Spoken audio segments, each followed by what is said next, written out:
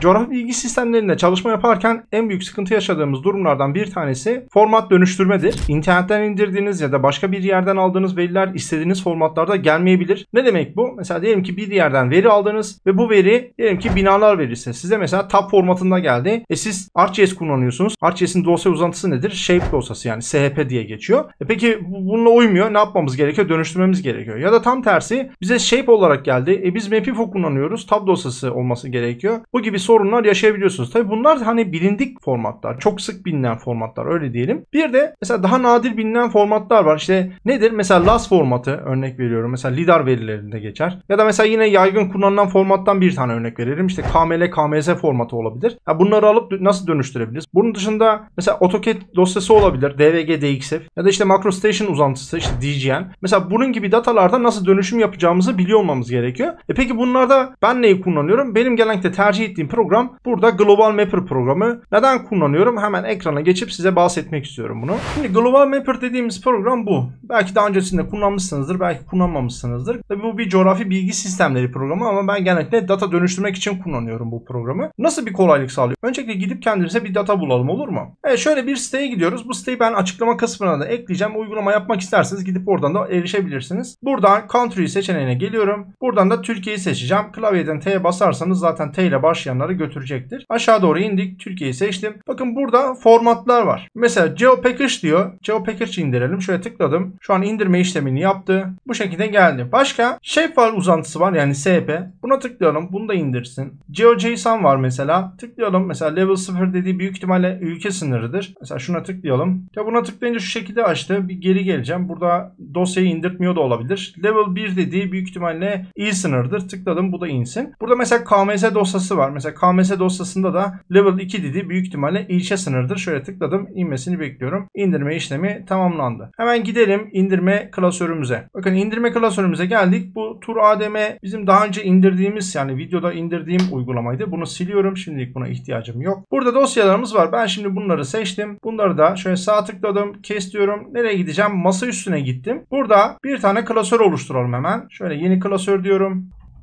Global Mapper ismini verdim. Klasör içerisine girdik. Buraya da şöyle yapıştırmış oldum. Formatlarımız burada. Şimdi Global Mapper bize nasıl bir kolaylık sağlıyor? Hemen size göstermek istiyorum. Diyelim ki siz internetten bir veri indirdiniz ya da bir kurumdan veri aldınız. KMZ olarak verdi. KMZ formatında nasıl dönüştüreceğinizi bilmiyorsunuz. Mesela size shape dosyası olarak lazım ya da tabu olarak lazım. Mesela şu an için tab olarak varsayıyorum. Tab formatında lazım. Bunu tuttunuz, sürükle bırak yaptığınız zaman bakın KMZ dosyasını direkt tanıyor. Bu şekilde açıp görüntüleyip getiriyor. Yani aslında sağladığı kolaylıklardan bir tanesi bu. Normalde diğer programlarda nasıl oluyor? Hepsi için demeyeyim de genellikle şöyle oluyor. Mesela Mapinfo'dan örnek verelim. Siz Universal Translator'a gidiyorsunuz. Oradan formatı seçmeniz gerekiyor. Altında dosyayı seçmeniz gerekiyor. Projeksiyon gibi tanımlamalar yapmanız gerekiyor. Burada bu şekilde gerek olmuyor. Projeksiyon tanımladığımız yerler oluyor mu? Tabii ki de oluyor. Mesela AutoCAD formatında projeksiyon isteyebilir. Ama KML, KMZ ya da Shape dosyası, Tab dosyası da bunları istemiyor. Bu şekilde gelmiş oldu. Peki bunu açtı. Bunun veri sayfasını görebiliyor muyuz? Sağ tıkladınız. Buradaki Layer Attributes seçeneği var ya, buraya tıkladığınız zaman şu şekilde veri sayfası da görüntüleyebilirsiniz. Peki bunu tab formatına nasıl çevireceğiz? File seçeneğine geliyorsunuz. Buradan Export. Buradan da Export Vektör seçeneğine tıkladınız. Bakın burada birçok dosya formatı var. Yani buradaki dosya formatların hepsine dönüştürebiliyorsunuz. Geldim burada mesela Mapinfo tabı seçtim. OK diyorum. Burada herhangi bir değişiklik yapmayacağım.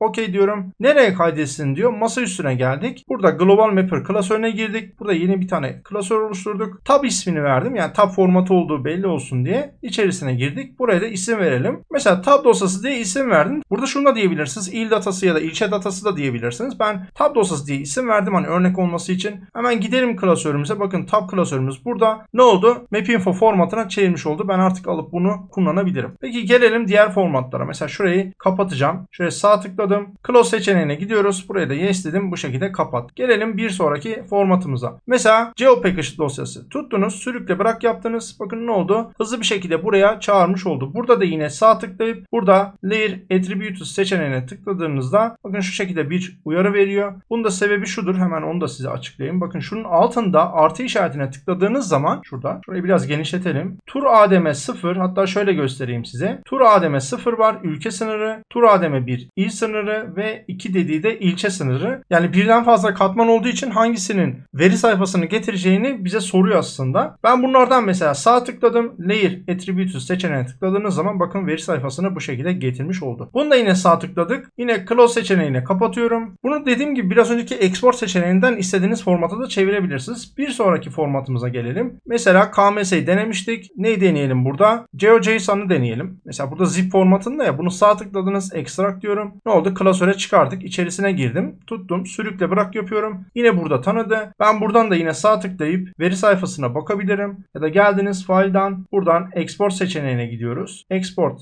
vektör diyoruz. Buradan mesela bunu shape dosyasına çevireceğiz. Örnek veriyorum. Hemen geldim. Shape dosyasını burada bulalım. Shape dosyamız burada açık haliyle yazıyor. Yani shape file dosyası olarak seçtim. OK diyoruz. Burada herhangi bir değişiklik yapmayacağım. Burada bize şu uyarıyı verdi. Burada tamam diyorum. Geliyorum. Select Files'a tıkladım. Buradan Global Mapper klasörüne gidiyorum şuradan. Yeni bir tane klasör ekleyelim. SAP ismini verdik. İçerisine girdim. Dosya adını da SAP dosyası diye isim verdim. Kaydet diyorum. Ve buradan OK'ye bastım. Hemen gidelim Global Mapper klasörümüze. Bakın klasörümüz burada. SAP dosyasının içerisine girdik. Bakın burada uzantılarımız yer alıyor. Artık alıp bunu ArcGIS'te ya da işte QGIS'te kullanabilirsiniz. Burada bir tane de SAP dosyasını deneyelim. Hemen geliyorum. Bakın burada SAP dosyasını da indirmiştik. Bunu da yine sağ tıkladım. Yine Extract seçeneğine tıklıyorum. Ne oldu? Buraya çıkarmış oldu. İçerisine girdik. Burada tabii birden fazla katmanımız var. 0 olanlar ülke sınırı, il sınırı 1 olanlar, 2 olanlar da ilçe sınırıydı. Global Mapper'a geldik. Buradaki datamızda yine close deyip kapatıyorum. Şöyle yes dedik. Klasörümüze geldik. Mesela burada da sadece il sınırlarını ben getireceğim. Ana uzantımız SAP dosyası. Burada ana dosyayı seçtiğinizden emin olmanız gerekiyor. Bu önemli bir nokta çünkü. Hemen SAP'yi tuttunuz, sürükle bırak yaptınız. Ekrana geldi. Buradan da dediğim gibi yine gelip file'dan export seçeneğinden istediğiniz formata export edebilirsiniz. Global Mapper'la format dönüştürme işlemleri bu şekilde. Yani ben de ara ara kullandığım için bunu da size anlatmak istedim. Açıkçası bana sorarsanız pratik bir program, yani format dönüştürme konusunda. Birçok formatı tanıyor. Format aralığı geniş, yani bayağı bir geniş. Sizin de varsa yorumlarınız, sorularınız yorum kısmına belirtebilirsiniz. Instagram ya da LinkedIn hesaplarımızdan benimle iletişime geçebilirsiniz. Kendinize iyi bakın. Tekrardan görüşmek üzere.